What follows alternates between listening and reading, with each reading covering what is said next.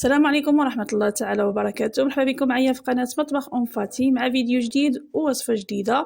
فيديو اليوم غتشوفوا معايا مقادير وطريقة تحضير ديال كيك الشوكولات. الحقيقة كيجي رائع بكريمة اللي جيت سهلة، كيجي مفشفش من الداخل وكيجي منفوخ غير بجوج بيضات وبمقادير اللي جيت بساطين. كنتمنى انه ينال الاعجاب ديالكم وتجربوه، وإلا عجبتكم القناة ديالي كنتمنى انكم تخليو لي لايك وتشتركوا في القناة ديالي باش يبقى يوصلكم دائما الجديد.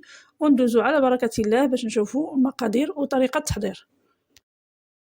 بالنسبة للمقادير ديال الكيك غنحتاجو جوج بيضات بحرارة المطبخ. بالنسبة لهاد الكيك ديالنا غنحتاجو اننا نخدمو غير بالطراب اليدوي، يعني ما نحتاجوش للطراب الكهربائي.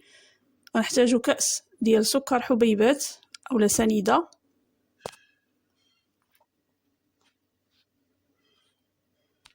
غنحاولوا اننا نطربوا البيض ديالنا مع السكر مزيان، وكما قلت لكم غنخدموا غير بالطراب اليدوي.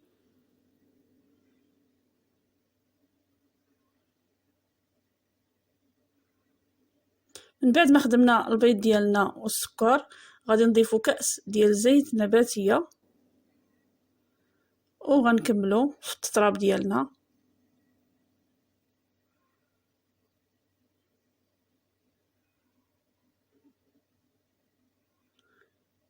من بعد ما كيمتزجوا ليا هاد المكونات كما كتشوفوا غادي نضيف كأس ديال الحليب. بالنسبه للحليب حتى هو كيكون بحراره المطبخ، يعني كنكونوا خرجناه من قبل من الثلاجه.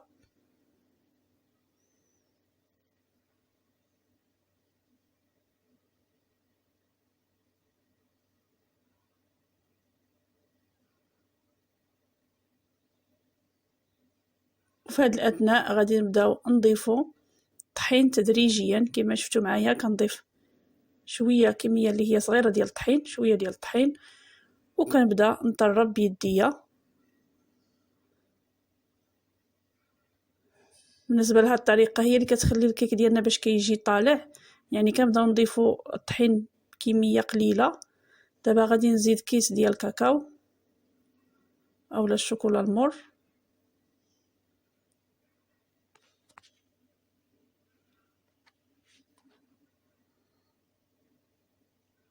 وغنستمر في التطراب.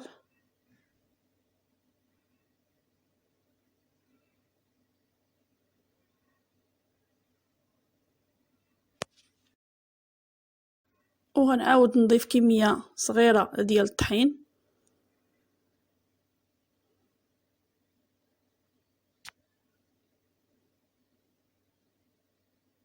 وانا كنشوف القوام ديال الكيك ديالي.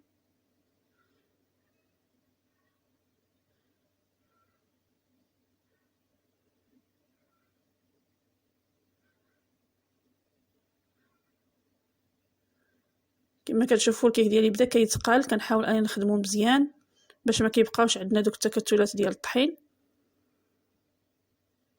في هذا الاثناء غنضيف خميره وحده كبيره، يمكننا اننا نضيفوا جوج خمارات حمرين. انا ضفت وحده كبيره بيضاء. وبالنسبه للخميره كما كتشوفوا معايا حتى هي كنحاول اني نخليها حتى اللحظات الاخيره ديال الكيك ديالي، وتا هذا من بين الاسرار ديال الكيك باش كيطلع لينا. كنحاولوا اننا نخليو الخميره الكيماويه حتى الاخر عاد كنديروها. كما كتشوفوا الكيك ها هو بدا كياخذ القوام اللي انا خاصني كما شفتوا معايا.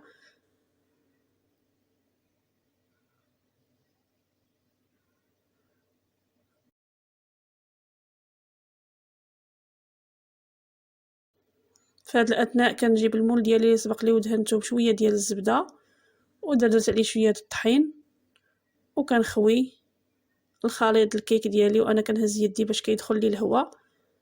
صافي في هذا الاثناء كنكون شعلت الفران من قبل على درجه حراره 180 درجه. كنخلي الكيك حتى كيتحمر ليا وكيشد في راسو وعاد كنخرجو. كما كتشوفوا معايا ها هي الكيكه ديالي من بعد ما خرجتها من الفران. كما شفتوا معايا الحقيقه كتجي كيكه ديالي طالعه.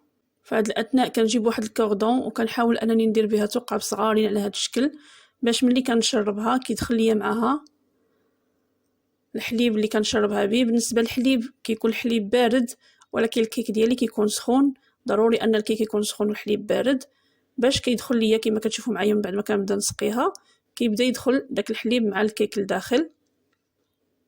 غادي نحاول اني نشربها كامله على هذا الشكل، كنبقى نضيف غير بشويه حتى كيدخل ليا داك الحليب ديالي كامل مع الكيكه ديالي. كما شفتوا معايا راه كامله شربت داك الحليب. من بعد ما عملت فيها دوك الثقاب غادي نخليها حتى كترتاح. كما قلت لكم الكيك ديالي شي كيجي طالع، كيجي تبارك الله رطب. صافي في هذه الاثناء غادي نوجد الكريمه اللي غادي نديرها للكيك. كما كتشوفوا معايا من بعد ما خليت الكيك ديالي حتى ارتاح كندير الكريمه ديال الشوكولاط. بالنسبه للكريمه هي جد سهله، كندير دانيت ديال الشوكولاط وكنضيف له شويه د الحليب كما كتشوفوا باش كيطلق، باش ما كيبقاش عاقد بزاف، وكنبدا نضيفو على الكيك ديالي من الفوق بهذه الطريقه. كنحاول اني نغطي الكيك كامل. صافي من بعد كنخليها عاوتاني حتى كتبرد لان هذا الكيك كيتكال بارد، ومن بعد كنقدموها في طبق تقديم.